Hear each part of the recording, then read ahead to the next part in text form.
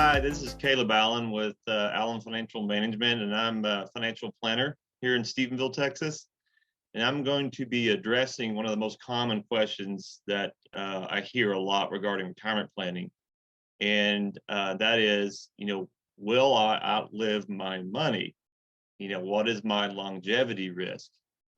And so, although we can't, of course, get into a super detailed kind of viewpoint of all this today with what we're doing, I did want to hit up on some big areas, big highlights.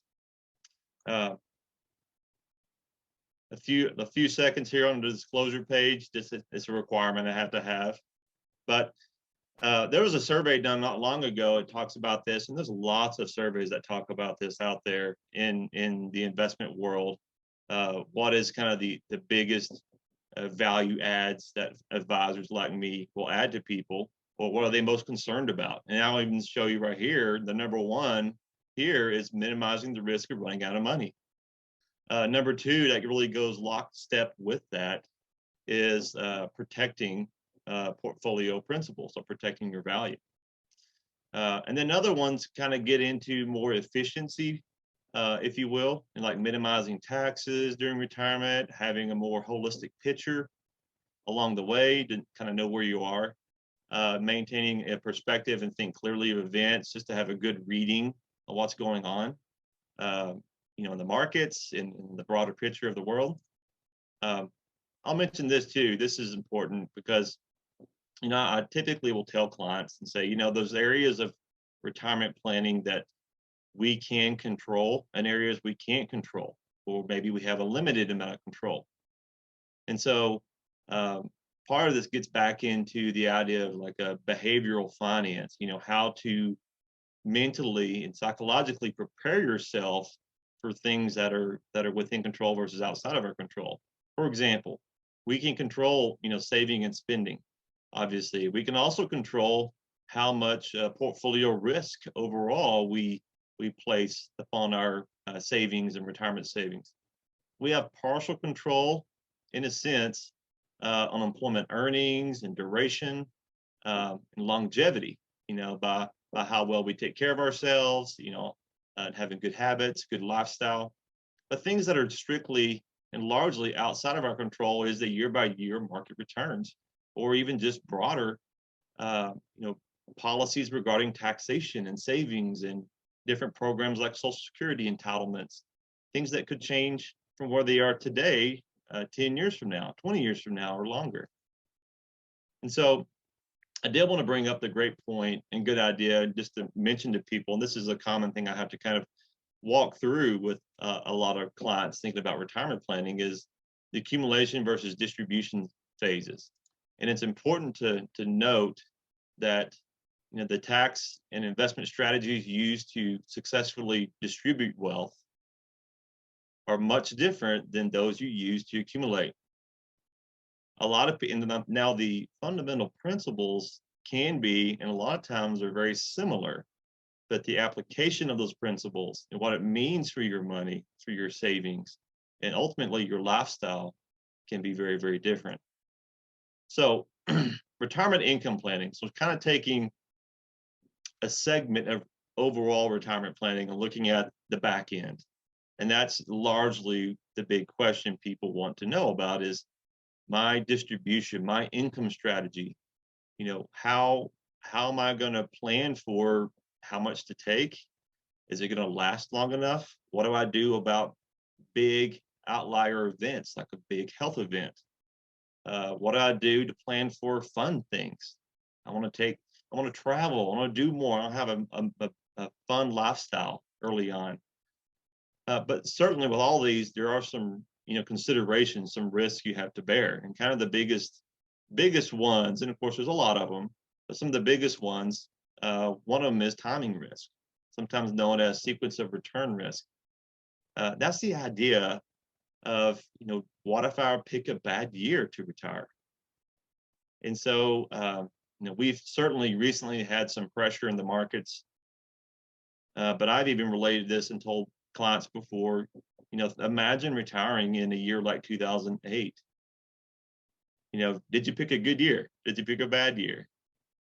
And how can you mitigate or even lessen, if you can, the feeling, the effects of that?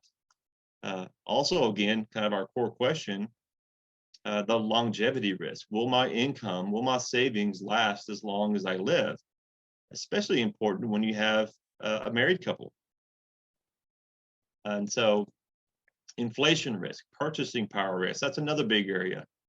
As people are living longer and longer, the effect of inflation is being amplified when you go for 20 years longer, 30-year retirements, not to mention specifically within some areas like healthcare inflation. The cost of healthcare is going up largely a lot more than the general, CPI, core inflation. So how do you balance that when it comes to, needs for retirement? So moving on, this is just kind of addressing, and this is a lot of information. I'm not going to go through all this. I want to hit the highlights, but the idea is that first type of risk, that sequence of return risk, that timing risk. And basically here you have two people that have averaged the same investment return. You see that 8.27%. Two scenarios, two people. They both start with the same amount of money. They both withdraw the same amount. You see the $30,000 a year, that first row. They both increase that by 3% a year. So you may be asking yourself, well, it sounds very similar. What's the difference? The difference is the sequence of returns. The only difference on these two different scenarios here is the first scenario, you actually have some market positive returns early on in retirement. And then the second, it exactly flip-flops it. So it's the same returns, just flip-flopped. And so the difference being the timing of returns makes a significant difference on the longevity of retirement. And this is one of the most overlooked type of risks, is sequence of return risk, timing risk. So there's several approaches, especially in the retirement income side of things. There's several approaches that people take. The most common one that's been around for decades is the idea of just a fixed withdrawal, a systematic withdrawal plan, commonly known as the 4% rule. Although in recent years, it's been bumped up to maybe 5-6%.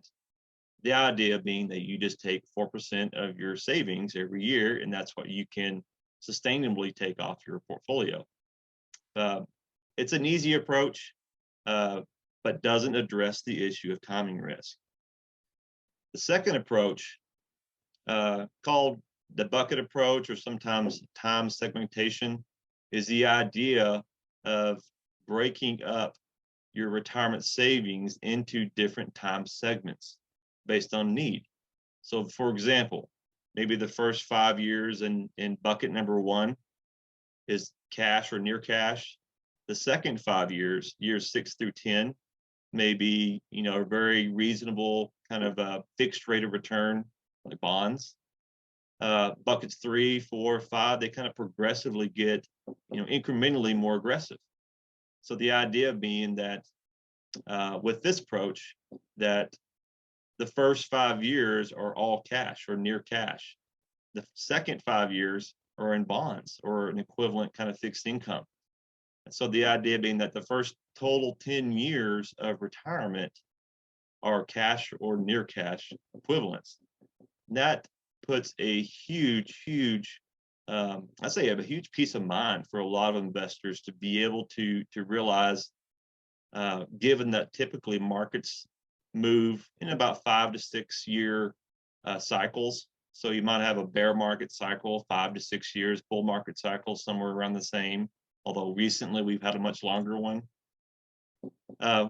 It puts them at a peace of mind knowing that they don't have to have that feeling, that need of panic if something bad comes along, or a bad market cycle comes along, that they need to sell out and go to cash at really one of the worst timings. The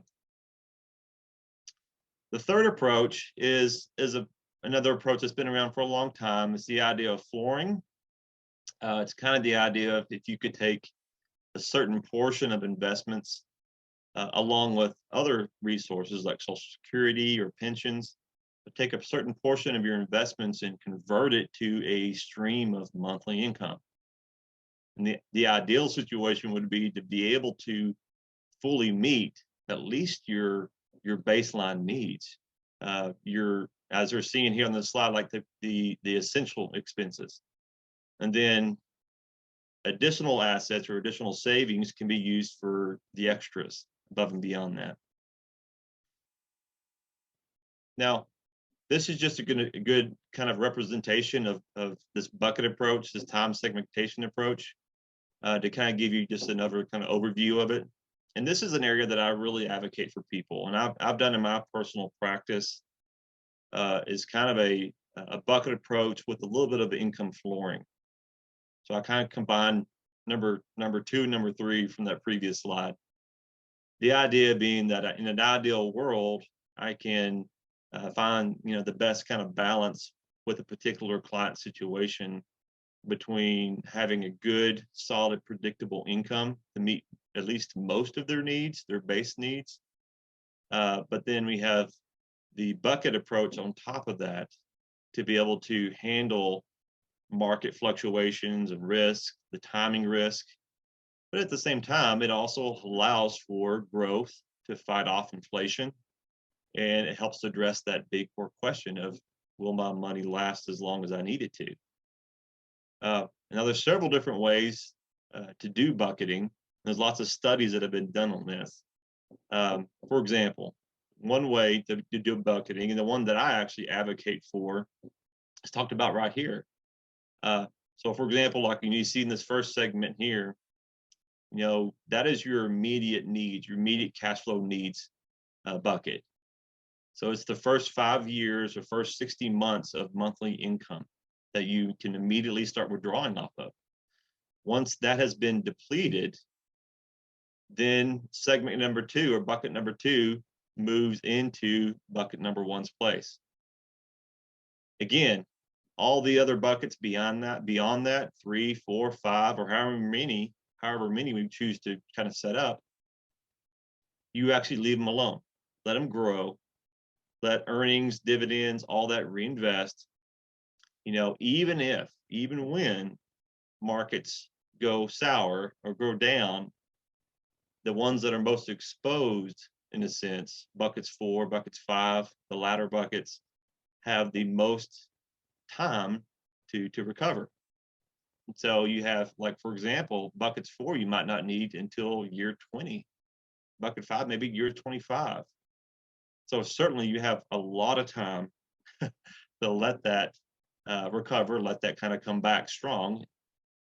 Another approach I've seen can be successful is what's called a cascading approach. And this is where you can actually get very, very creative in retirement income planning.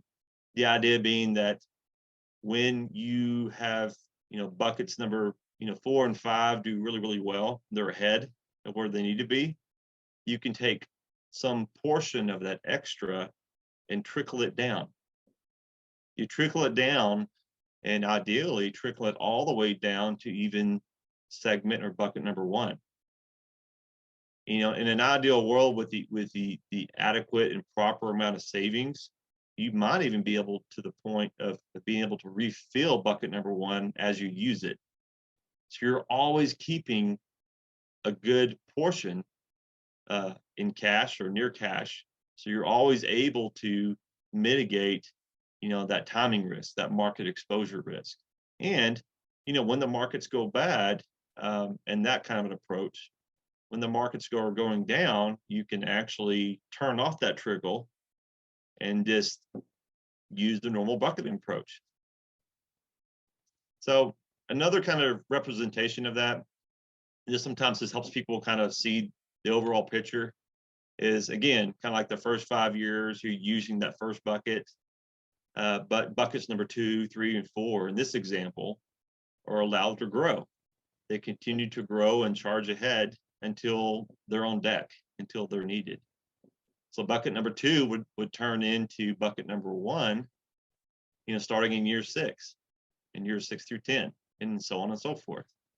So what I've done too is at times, it's real kind of the fun part of retirement income planning, to be honest with you, is when we have gotten clients ahead, especially with their later buckets, we can do what's called de-risking.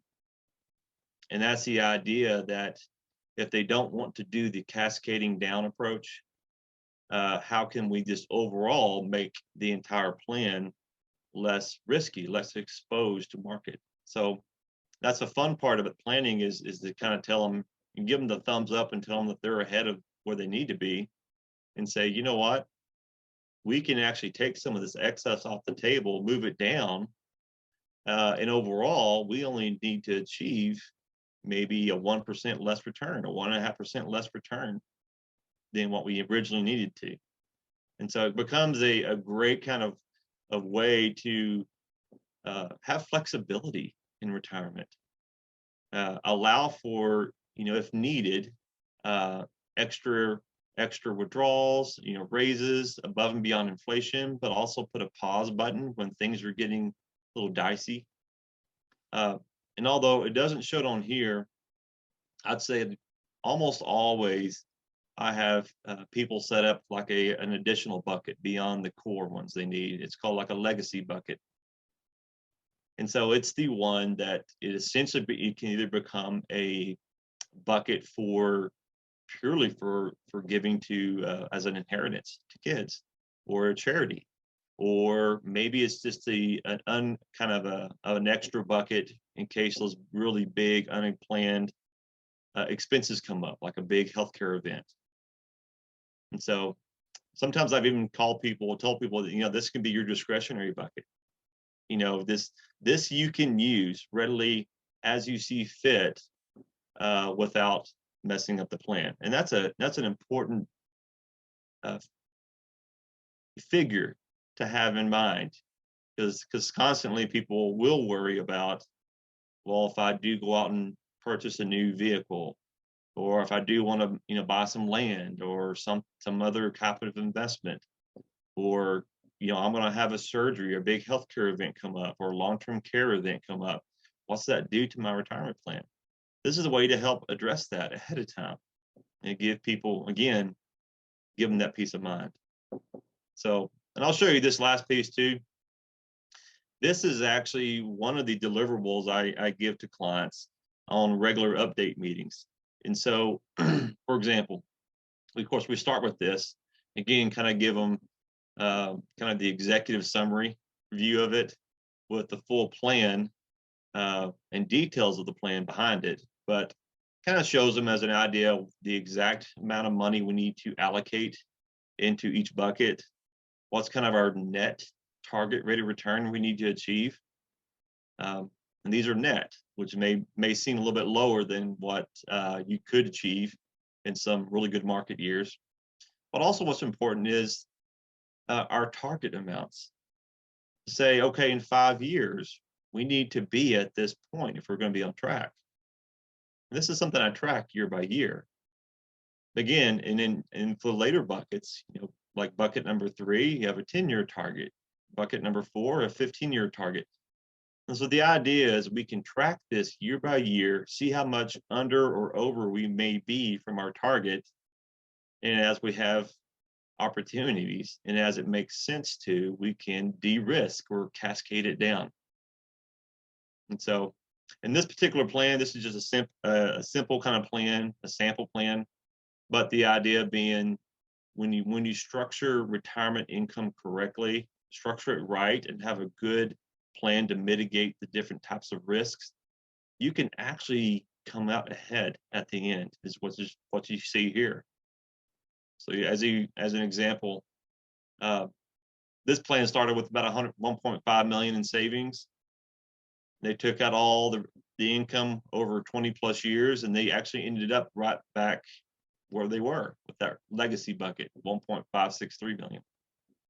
So anyway, I hope this helps to kind of give you an idea, or at least give you some food for thought, that there are different ways to approach retirement income planning, there are ways to mitigate those risks and give you a peace of mind. So certainly there's a lot of resources online, and I would welcome, of course, any kind of conversations and discussions just to kind of follow up with you if need be, and then just kind of help you as well. So